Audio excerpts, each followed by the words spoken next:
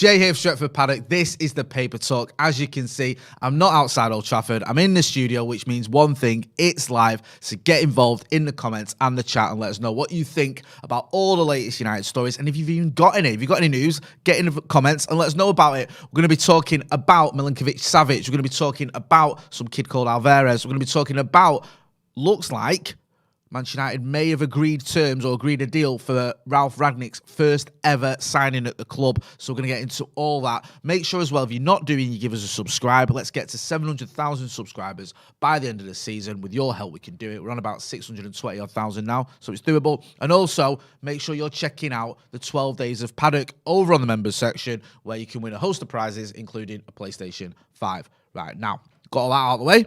Let's move on to the news.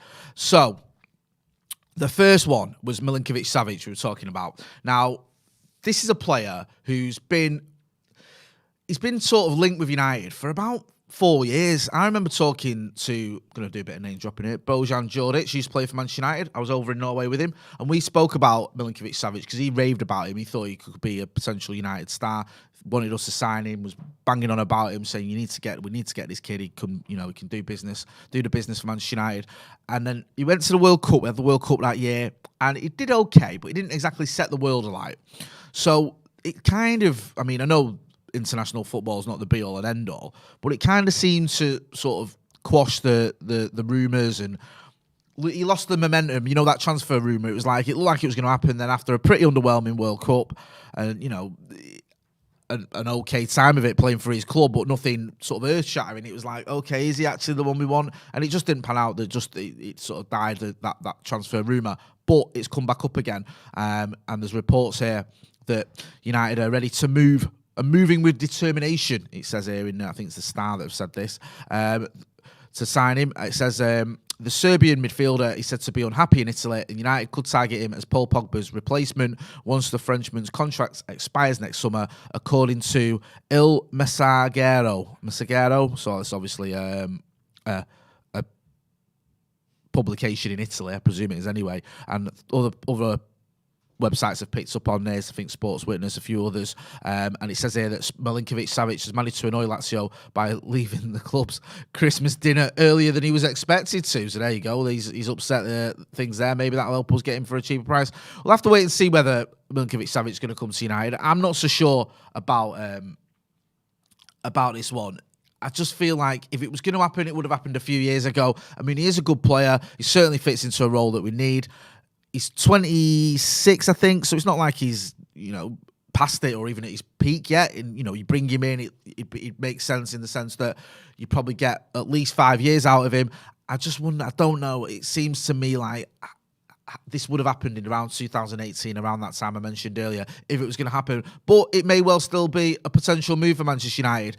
Give us a like as well. Someone in the comments there, Levi Tamarin, says, hit that like button. Great shout. Give us a like. RJ says, get Pogba out, please. Lots of exclamation marks. DB Cooper says, Jay Motti the hottie all day and night. Have you been... I'm drinking this morning. Thanks for that, though. Clement EC says, sign Savic, proper replacement for Pogba and Matic combined. There you go. Can't have much more of a compliment than that. It's like Matic and Pogba combined. Get in the comments. Have you seen much of Milinkovic-Savic? Do you think he is the answer to Manchester United's midfield problems? Does he feel like a like-for-like replacement for Paul Pogba? I always thought he was a bit more box-to-box. I know Paul Pogba can be box-to-box, but I always thought he was a little bit more defensive-minded than Paul Pogba. I might be wrong. Get involved in the comments. Let us know what you think about that. Do you think he's a player that United should be pursuing? Or if not, should we be looking elsewhere? LJ says, Savic's stories have always been agent-driven. So he's a little bit sceptical on this one. He doesn't think it's going to happen. Levi Samirin says he was probably a good replacement for Pogba 4 years ago. Osin Tai says, would you let Pogba and Cavani go for free in January in a swap for De Jong?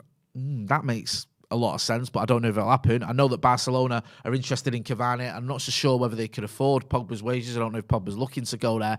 Hasn't been many rumours about Paul Pogba to Barcelona. Barcelona are obviously still one of the biggest clubs in the world. There's no denying that, but they do have these financial issues, and you just wonder whether they could afford someone with the wage packet of Paul Labille Pogba. Lots of people as well earlier in the comments, I've sort of skimmed past them, was talking about Jude Bellingham. Loads of people want to see Jude Bellingham. I'd love to see Jude Bellingham. We spoke about him the other day. I think that potentially could be a signing for Manchester United. I'm not so sure that would happen in the summer. I expect Erling Haaland to move on. Are they going to sell Erling Haaland and Jude Bellingham in the same transfer window? I don't know. Adam Patterson says, Jay, what's the weather doing? I'm going town later and don't know if to take a jacket or the big coat. I'd go with a big coat, bro. I always favour the big coat anyway, even when it's one of those where it's not too bad, it's quite mild, but the weather can turn in winter. So just to be on the safe side, take your big coat. That's my advice to you, Patterson. Should we move on? So, Milinkovic-Savic, found that one under maybe. We'll keep you posted as we always do. He is a good player. He has been linked with us before.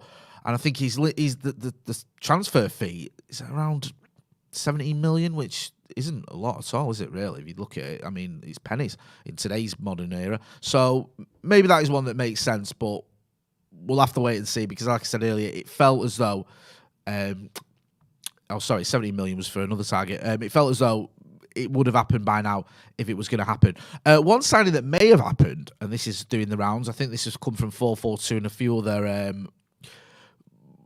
publications have picked up on it, is Boubacar Kamara. Now, he's a Marseille defender, or defensive midfielder, sorry. He's 22 years old. He's out of contract in the summer, so he's available quite cheap. And there's reports here that we could be in for him for 10 million, and the deal's set to be announced in the coming days. So, I didn't know a lot about this kid. I was talking about him with Steve the other day because I saw this rumour sort of gathering a little bit of momentum, and could he be someone that United are in for? Would he be able to do a job for United? And Steve pointed out that he's played a lot of football for a young lad. He's played over 120 games, and he's only 22.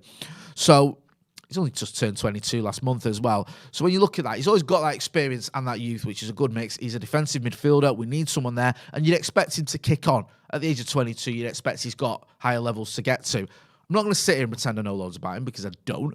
But you think for 10 million quid, it's worth taking a risk on. Because if you sign him and he doesn't quite work out and he's just not got the sort of level that you wanted and he can't quite get to grips with the Premier League, then worst case scenario, you let him go for, you probably get your 10 million back if you signed a long-term deal at Manchester United. So it's not the end of the world if that doesn't work out. I just don't know whether he's at the calibre you need right now. Is he a player that you bring in and maybe you give him a season until he's ready, when ultimately we probably need someone in January who can come in and do a job straight away? So there's lots of ifs and buts and maybes on this one. We'll have to wait and see. Mo saying 100 million for Bellingham, really. I think there's a bit of a discussion going on about how much Bellingham would cost. I think it would be about 100 million, to be honest with you. I mean, what is he, 18 years old? One of the best midfielders in the world already.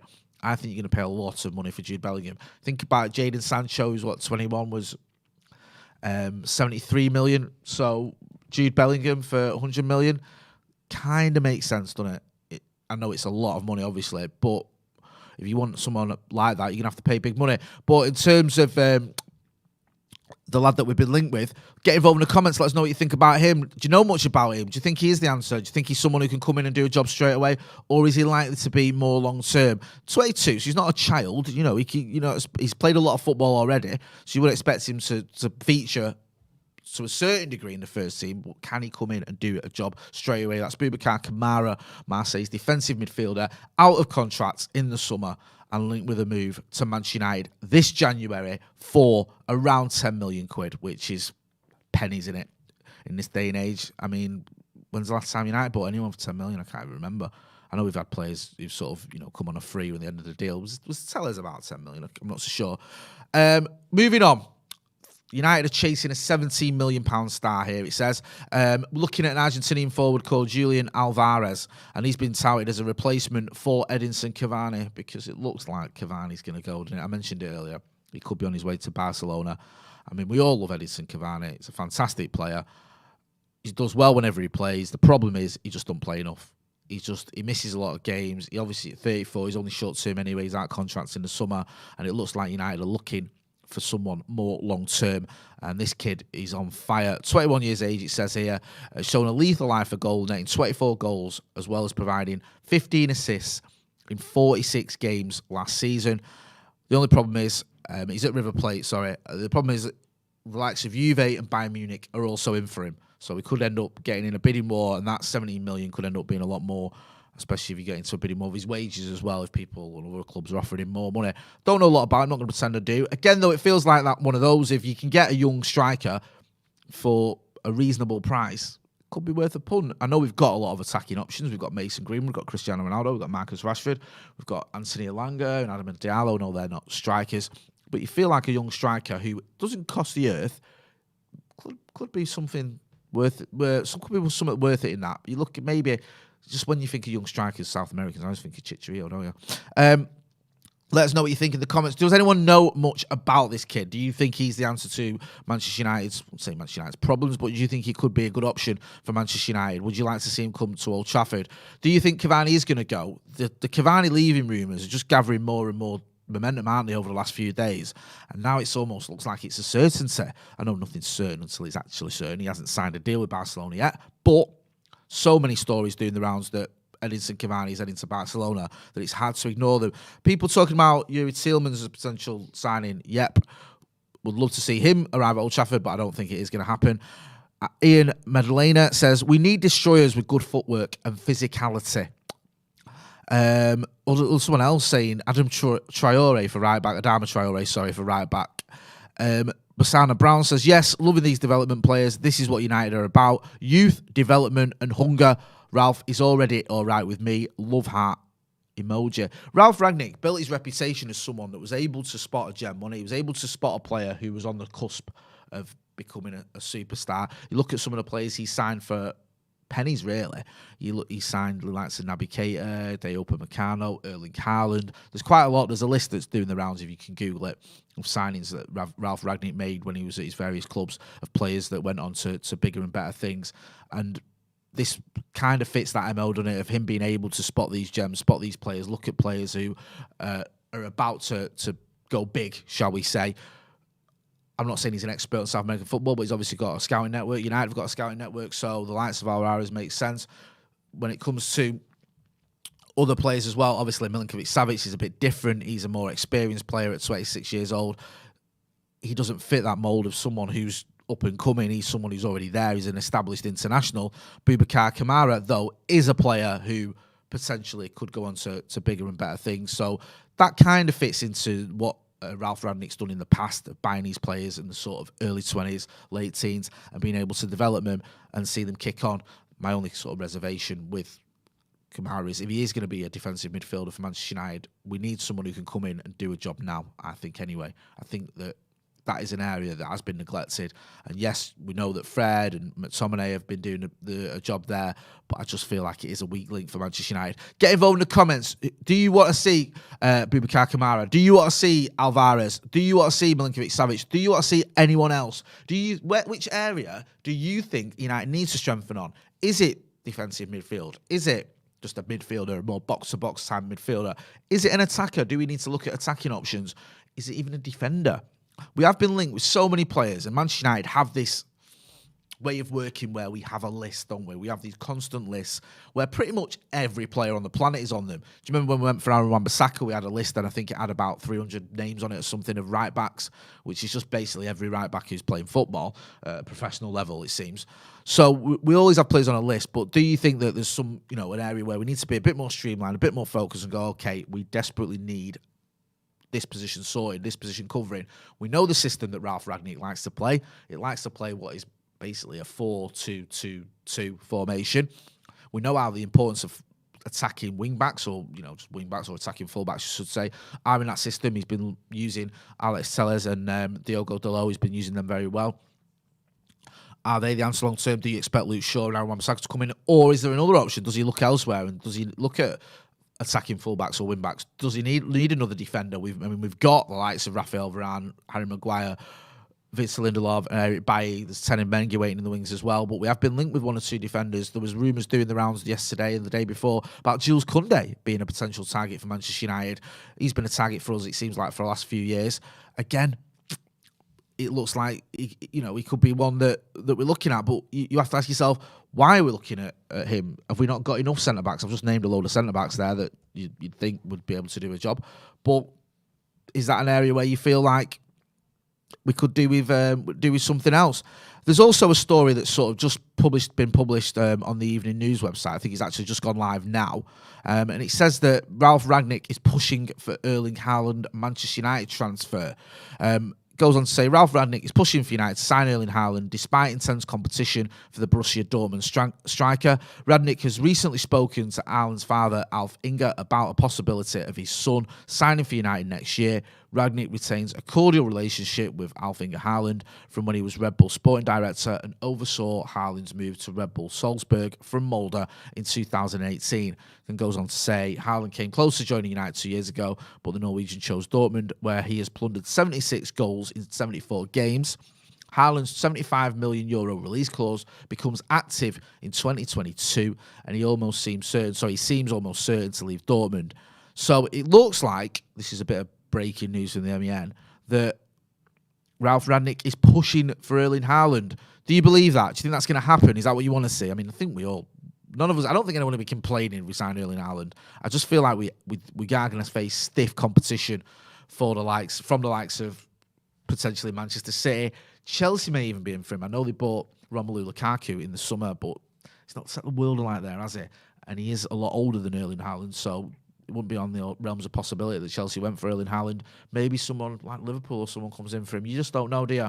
And then there's Bayern Munich and Juve and all the other teams that could go in for Erling Haaland as well. So Erling Haaland looks like he's on Ralf Rangnick's radar, as you'd expect. The positive vibes there are that he knows Alf Inge Haaland. They've had a good relationship, or a cordial relationship, it says from that article, because of the way that he sort of helped with the deal that brought Erling Haaland from Molde to RB Salzburg when Ralf Rangnick was involved in that. Who knows? We'll have to wait and see. It's an interesting one, isn't it? If we could get Erling Haaland, I mean, we love Cristiano Ronaldo, but he is 37 in February, isn't he? So he's not going to be around forever. You think about if we do have a 4-2-2-2 system, could it be a future one with Mason Greenwood and Erling Haaland up front? That'd be fantastic. But lots of ifs and buts and maybes. And as I said earlier, we are going to have to go toe-to-toe with basically every big club in Europe. I think that €75 million release clause means that almost anyone can go in for him, can't they? Who's got a little bit of money, and most clubs should be able to afford that. The fly in the ointment, if you will, is going to be his wages. We heard that there were stories doing the rounds, weren't they? Chelsea tried to buy him last season, I think, maybe even this summer, and they were put off by what his wages were and what the transfer fee was, because this was without the buyout clause, and also his agent fees as well, Mino Raiola's fees. Now, there's going to be a cap in there. Is it going to be 10%, I think, coming in? FIFA are looking at it. There could be a 10% cap on agent fees, but there'll be ways around that. I think Steve was talking about it the other day. And also, I'm not sure when that even comes into operation, and even that's set in stone. So you could end up paying a couple of $100 million for Erling Haaland, despite his relatively reasonable release clause, just in sign-on fees, wages, agent fees, all that jazz. We'll have to wait and see what happens with that one. As always, we will keep you posted if we hear anything about Erling Haaland or the other players I've mentioned, Kamara or Alvarez or Milinkovic-Savic. So do get involved in the comments. Let us know if you want to see us sign any of them. Don't forget as well to hit the subscribe button. We want to get to 700,000 subscribers by the end of the summer, by the end of the season, sorry, and I think we can do it. Some people here just saying, forget about Haaland. And Malak says, forget about Haaland and the Raiola circus. Yeah, people not too keen on working with Raiola. I've seen a few people that.